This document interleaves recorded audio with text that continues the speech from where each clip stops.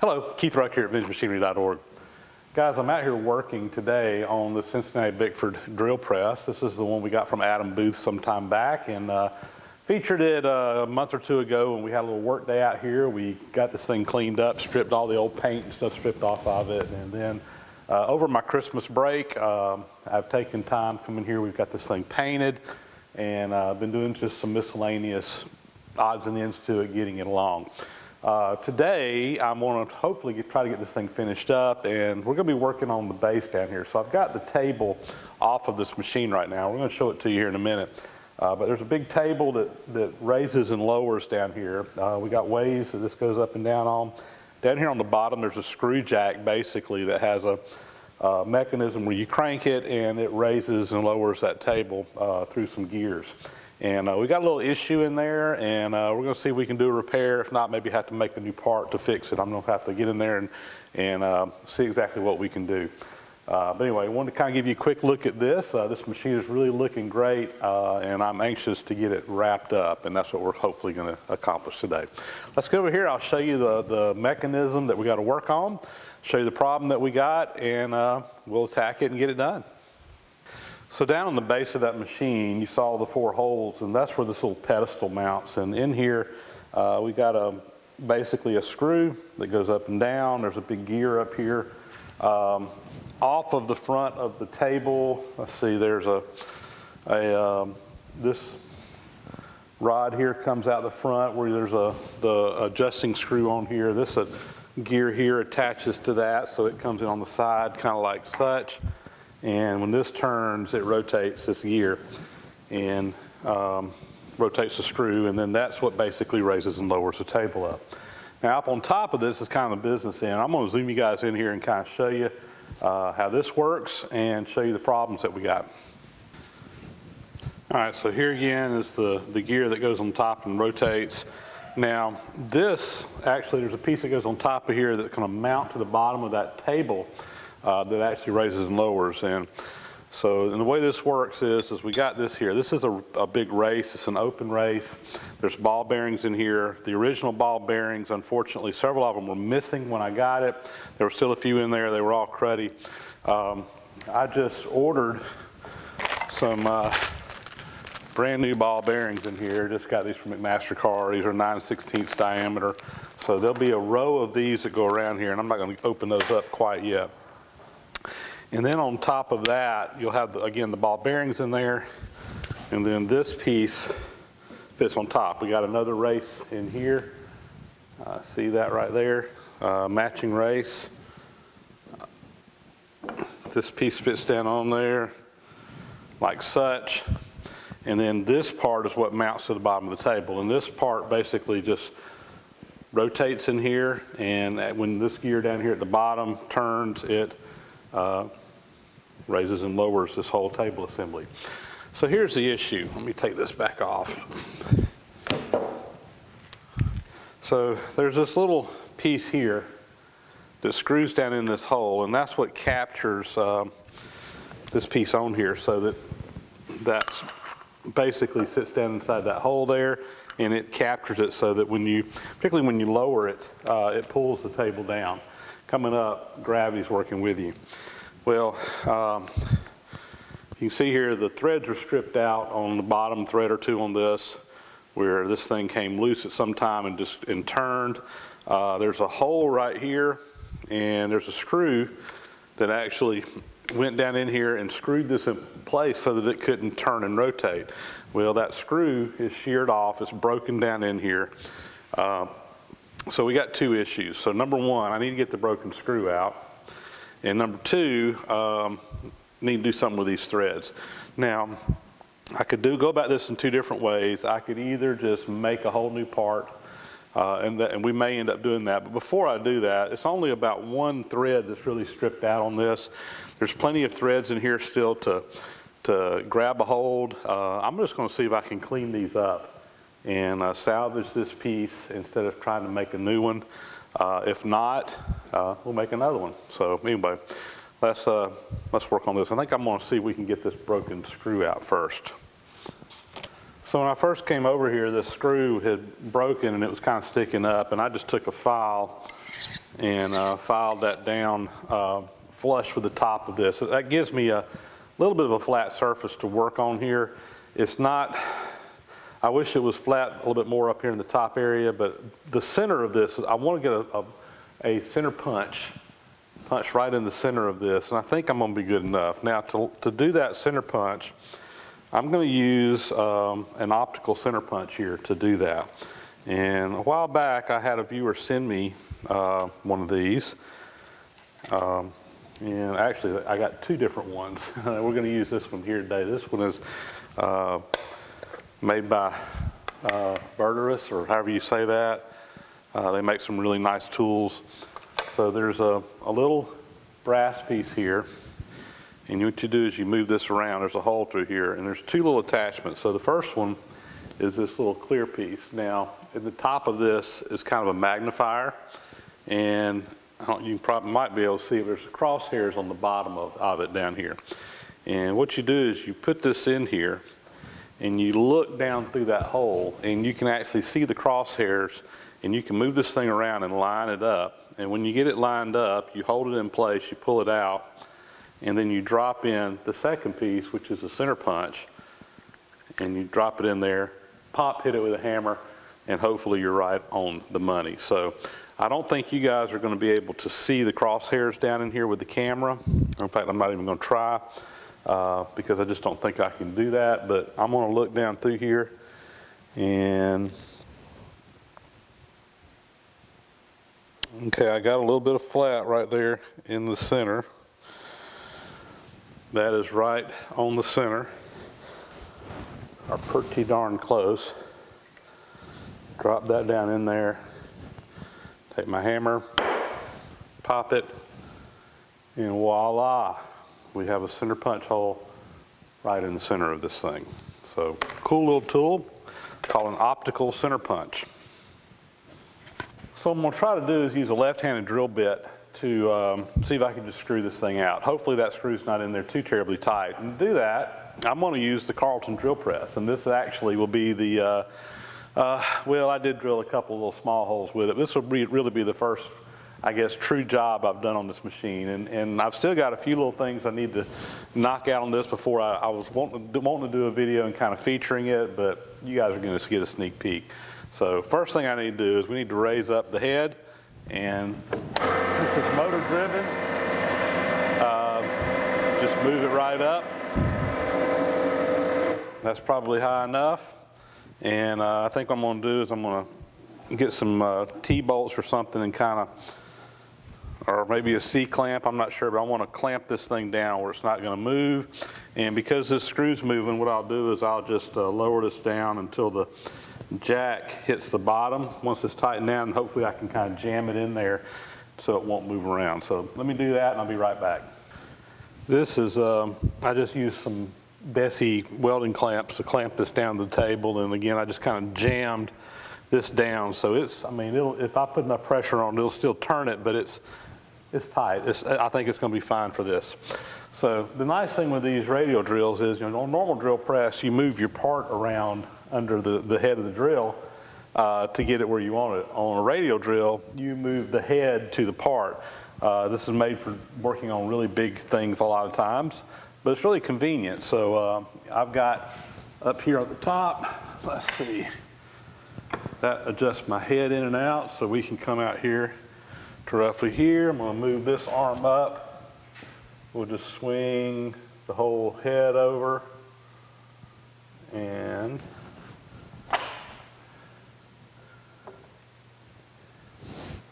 so to fine-tune my alignment here, what I did was I took that same center punch that I punched with, and I just chucked it up here in the drill press and moved it around until I got it right on that center punch hole. So I think we're lined up now. I'm going to swap this out, put a drill bit in. And what I'm using is, this is a left-hand drill bit. And the idea with the left-hand drill bit is that you come in here, you drill the hole out, but it's turning in the direction that will unscrew that part. And with any luck, the part catches and it just unscrews it. And if it doesn't catch, then you still have a nice hole there that you can hopefully put an easy out or something in and back it out that way. So let's see if we can drill this thing out.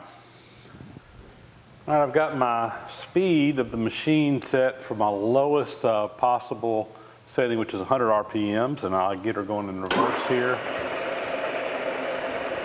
And let's pull down here and see if we get lucky. It's cutting right now.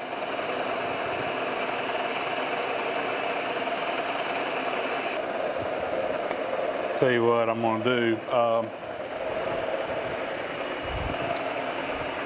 It's moved off of that center punch hole. It's got a kind of going downhill there. So I think what I'm going to do is put a center drill in here and get a good hole started, and then come back and try this again. So give me just a second. I'm going to put a center drill in there to try to get a better hole center established. And I got my center drill in here now. And I'm just going to try to get a better hole going there in the very center of this thing. The center drill is much more rigid than a drill bit, so it will actually hopefully cut right down the middle and get me a good hole started that I can then come back in there on. And I'm going to try this again.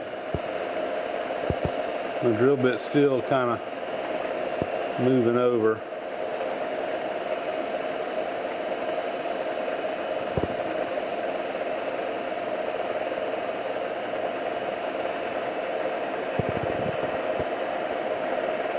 This is a challenging piece. Look at there. I got lucky. I got lucky. I'll take lucky any day of the week, guys. See there, it pulled that screw right out of there, which is exactly what I needed for it to do. All right, mission accomplished.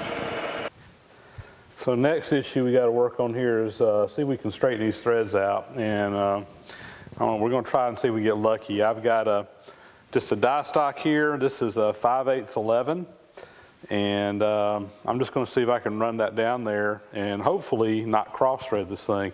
Worst case, we make a new piece, but like I said, I'd like to salvage this if we can. Just save some time in the shop. And let's see again if we can get lucky.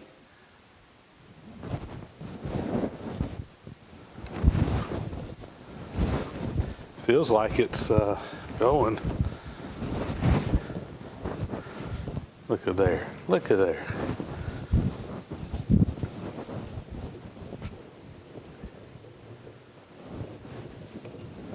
I think we saved it. And look at there, it even formed. Some of those threads have been rolled over. It kind of reformed them even all the way down here at the bottom. I'm sure they're not as strong, but that will be more than enough to hold that piece in place. So, good. Let's see how it fits over here. So before we do that, I'm going to just take a tap and run down through here and just clean these threads up. I don't know if they got any burrs or anything in there. It kind of feels like there might be something going on in there.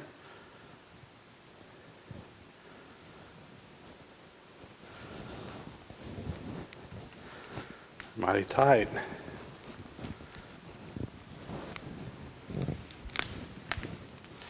Tell you what, I'm going to clamp this down. Give me just a second.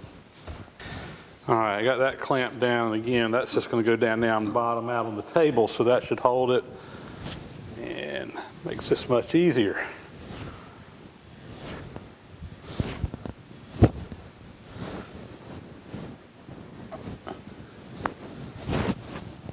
All right, that's about it.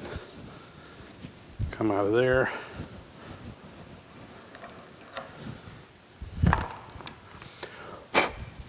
And now,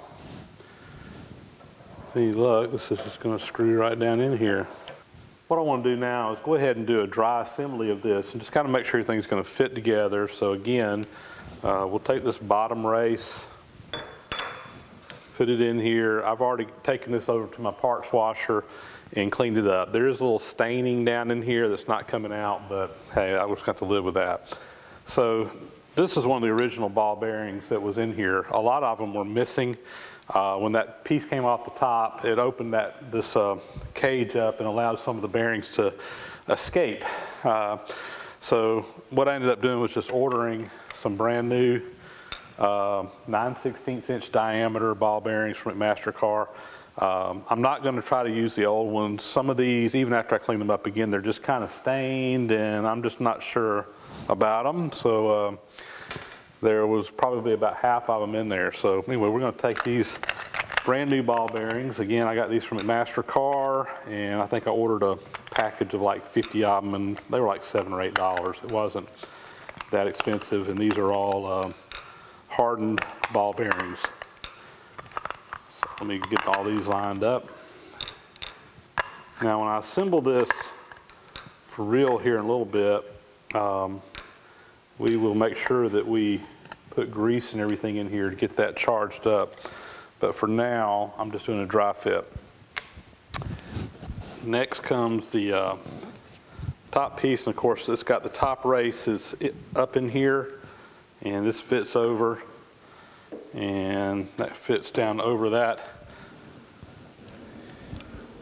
That feels good, and these two pieces are flush with one another.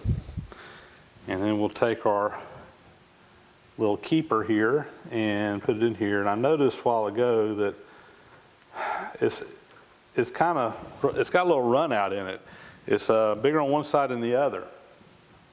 It really doesn't matter. All this is doing is it's just keeping this part from coming up. So we'll go ahead and screw that down. It's flat all the way across, which is good. So there's not any angle to it. It's just for whatever reason, it's got a little run out in it. Now, you got this hole here. We got the hole in the bottom, and I'm going to spin this around to where they line up right there.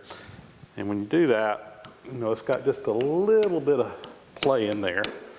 I mean, that's probably not even a 1/16 of an inch. And when we pack this with some grease, I'll probably take up some of that. But I think that's fine. Next step I've got to do is come up with a screw to go in here. I think that I'm going to modify this a little bit. I think I'm going to see if I can find a screw, a countersunk screw basically, and I'll run a countersink in there, and it'll go down in there and be more or less flush with the top of this. Otherwise, that screw's going to stick up higher, and I'd have to look on the bottom of the casting over there. I don't know how much clearance is in there, but anyway, I think it'd be better just to countersink it. So let me see what I can find there. Back over here at the Carlton now, and what we're going to do is countersink this. So I've got a little screw here, flathead cap screw. I actually had to run to town. I got lucky and found one. All they had were stainless steel ones, but I got one of those.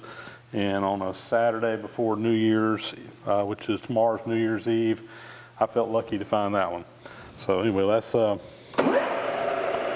in here and put our countersink in.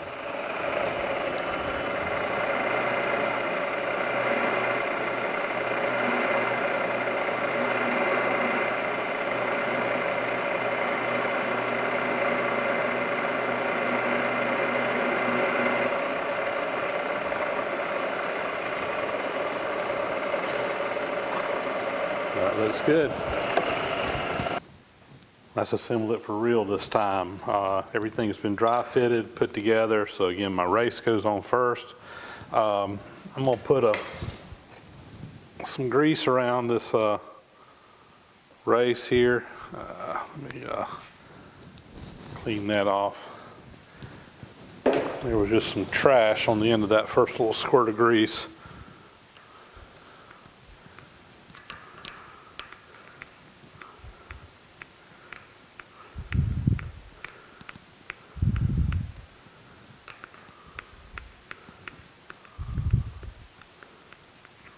All right.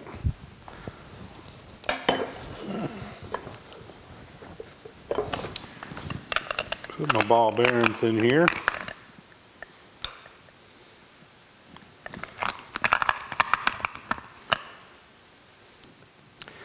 is an open race, which probably isn't the best design in the world, just simply because this thing can get a bunch of trash and stuff down in it, but that's the way it was designed, and I've seen these open races on a lot of stuff, and they've actually held up pretty good, all things considered, over the years. So I guess it's an okay design. I'm going to go ahead and put a little string of grease on this other side as well while I'm at it.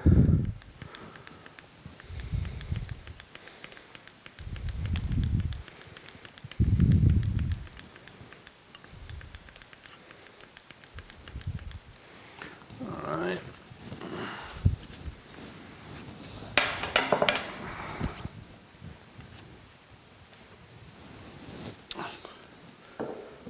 Put these together.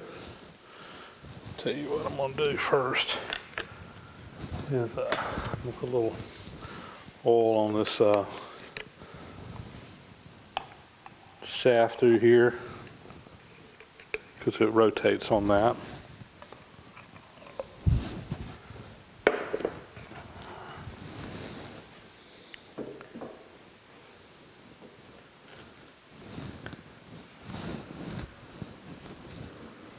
All right, that looks real good. Our little spacer in here.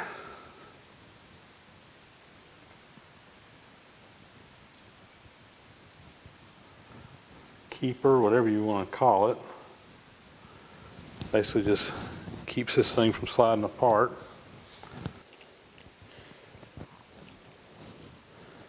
All right, back that back off. Line up my holes right there. Oh yeah. Very good. That's not rotating. Still got this little bit of play in there, which is what we want. But it's not enough for the ball bearings to fall out. And I like it. That looks good. All right, next thing is to assemble this into the table. So let's get that set up to do. So I got my table here mounted up on basically the bottom is pointing out where we can work on it. And that assembly basically just bolts into this spot in here. There's a keyway in the bottom that matches a key that's in the bottom of this piece here to align. And there's two basically just big bolts in there that hold it all together. So we're going to try to put this thing in here.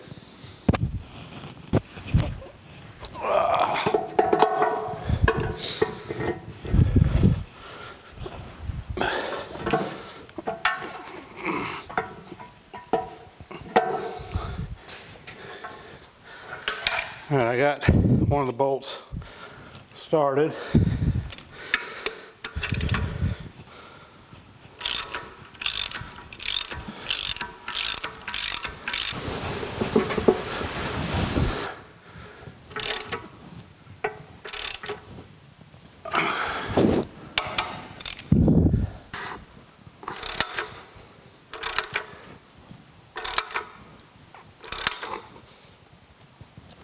All right, that is mounted in there, and the gear's turning. That's good. All right, so we're going to go ahead now and put together our gear that drives all this, and there's a couple pieces in here. So you got a boss down here that holds the bottom end of the shaft, and on top of that is a little thrust bearing here. It's just kind of a spacer in here that also provides some thrust to allow that to spin easily. And then there's the drive gear that fits on top of that. And we'll get that in there. And I did take this little bottom piece off down here just to give me a little bit better access, a little bit more clearance in here, and so you guys can see it better. And I've marked this, both the shaft and the gear. There's a tapered pin that holds this together. So I marked the large side so that I lined it up properly. And we'll bring our shaft down through here now. down to the thrust bearing, get it through the thrust bearing, and then down through the bottom housing. Make sure that shaft's in the right position. It is. And I'm going to roll the hole. All right, so I got my star there. That's my large side, my star on the shaft. Get those in line. Here's my tapered chin. Put that in there, and I'm going to take a punch and a hammer here, and I'll just drive that pin home, and that'll lock it in place. That taper will hold, and now, perfect. That's exactly what we want. So let's get this top part up here buttoned up, and this thing will be ready to go back together. And this little sleeve just kind of comes down here. This just guides that, and there's a little oil spout that goes on the side. I need to get a new one. The one that was on there was shot. This just screws in place.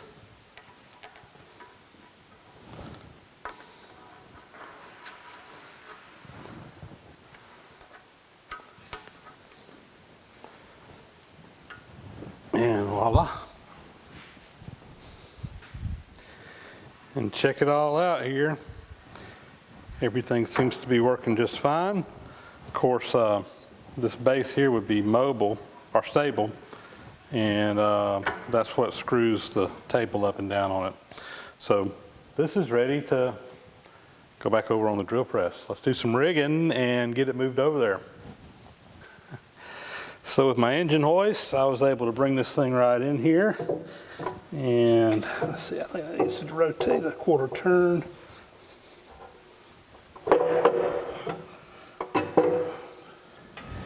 And let's get some bolts going in down here.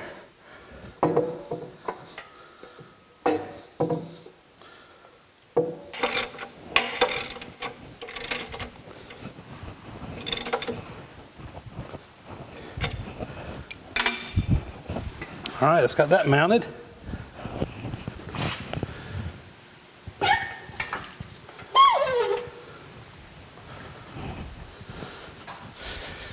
So I'm over here on the back side of this table, and you got the back of this way that kind of holds everything in place. There's a keeper that goes back here.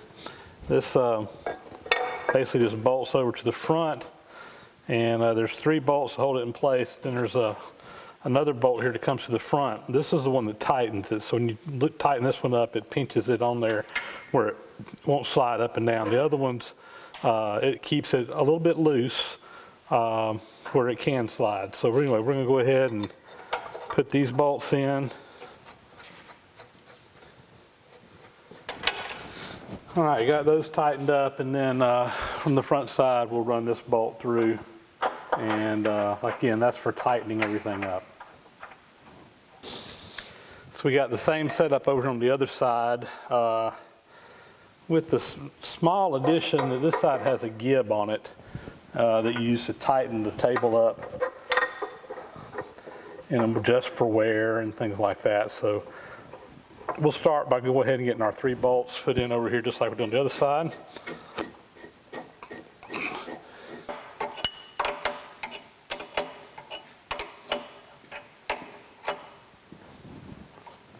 I'm going to leave it loose. And this is the gib. And the gib is basically tapered down one side. And this side over here is machined at the same taper.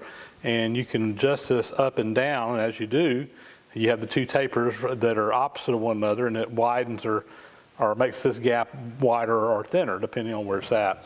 So this is just going to drop down in here. I'm going to make sure we got oil on that real good. There's actually an oil groove that runs down through there. And I'm going to actually put a little bit on this side too, just to get it down in there. And it's not going down all the way right now because we've got it tight. So let me loosen some things up and make a couple of adjustments, and we'll get that down there. All right, we got the gib in there now. The table was kind of leaning over, and I pushed it over and took a hammer and just kind of tapped it down in here, so that's good. So as far as adjusting this gib, what we want to do is we want to get it where we can easily crank and raise and lower this table and let things slide up and down. But at the same time, we want to get this thing as tight as we can get it. So I'm going to shove it down in there a little bit more. It's still raising up and down nice. All right, it's starting to get a little tight right in there. So I'm going to back it off just a little bit.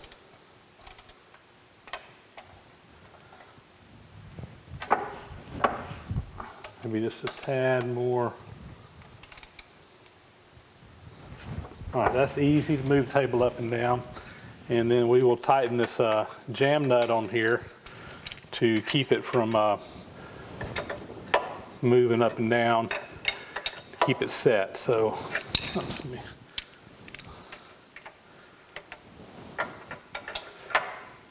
There we go. So my table cranks up and down real easily. Everything looks good. There you go, the Cincinnati Bickford, one step closer. Table moves up and down easily now. When we got this machine, we could not get it to move at all. It was rusted and cruded into place. The mechanism down there was broken, so it wouldn't lower. Anyway, but after taking this thing apart, cleaning it up, putting it back together, taking care of a few issues now, that part is back operational again, as it should be. As for the machine itself, I'm real close to being done with this. I've got a few machinery tags that I still need to kind of get restored and put back on here. I've already got a couple of them done. I need to still drain what oil is up in the head, if there's any in there at all. I think it's empty. When I got this, the glass on the front that covered the where you could see the oil level and see the oil pumping through here, that was all busted out, and it was dry. So I'm assuming there's no oil in here. So I need to spend a little bit of time and flush that out, get all the whatever's in there out, and get fresh oil put back in here. And other than that, I think this thing's pretty much ready to go. I've already tested the motor, and I ran it for just a minute or two, even though it didn't have any oil in it, just to make sure it was going to run. And it appears to be in good shape. So going to knock that out, and I'm going to do a video down the road featuring this, kind of showing you the functions and everything on it. But we're getting real close on the Cincinnati Bickford. So with that, that'll be a wrap, guys. As always, thanks for watching. Leave me a thumbs up if you like what you saw. Subscribe if you haven't already, and leave me some comments, and we'll talk to you later.